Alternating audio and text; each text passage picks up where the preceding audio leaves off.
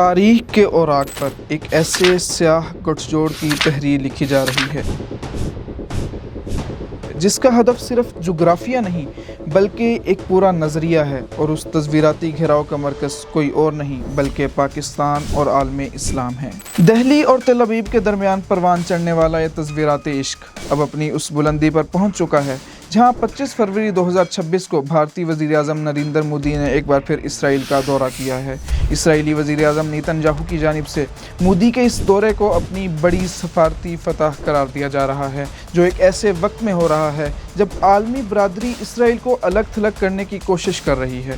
لیکن یہ محض ایک دورہ نہیں بلکہ ہندوتوا اور صہیونیت کے اس خطرناک ملاپ کا باقاعدہ اعلان ہے جسے اب دنیا یہود و ہنود کا گٹھ جوڑ قرار دے رہی ہے۔ اس اتحاد کی جڑیں اتنی گہری ہیں کہ 2020 سے 2024 کے درمیان اسرائیل نے اپنی کل دفاعی فروخت کا تقریباً 42% حصہ صرف بھارت کو برآمد کیا، جس کی مالیت $20 ارب سے زائد بنتی ہے۔ آج بھارت اسرائیل کا سب سے بڑا دفاعی گاہک ہے، اور اڈانی ڈیفنس جیسے بھارتی کمپنیاں اسرائیل کے ساتھ مل کر وہ ہرمیس 900 ڈرونز بھارت میں تیار کر رہی ہیں، جو غزہ کے معصوم بچوں پر بھی برسے اور کشمیر کی وادیوں میں مسلمانوں کی نگرانی کے لیے بھی استعمال ہو رہے ہیں۔ کشمیر اور غزہ کی کہانی آج ایک جیسی ہو چکی ہے۔ جس طرح اسرائیل نے فلسطینیوں کی زمینوں پر غیر قانونی بستیاں تعمیر کی، بالکل وہی اسرائیلی ماڈل اب مقبوضہ کشمیر میں نافذ کیا جا رہا ہے۔ آرٹیکل 370 کے خاتمے کے بعد آبادیاتی تبدیلی کی وہ کوششوں ہوں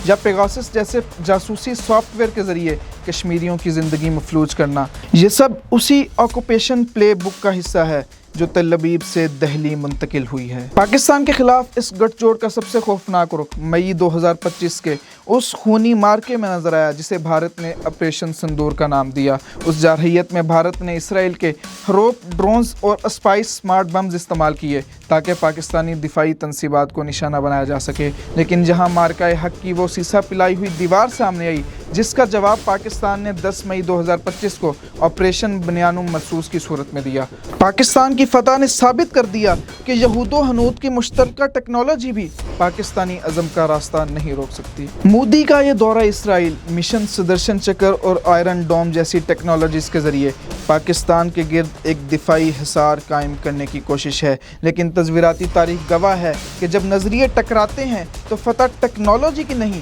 بلکہ حق کی ہوتی ہے۔ اور اب وقت آ گیا ہے کہ عالم اسلام اس سیاہ محور کے خلاف ایک مربوط اور ٹھوس تصویراتی حکمت عملی اپنائے۔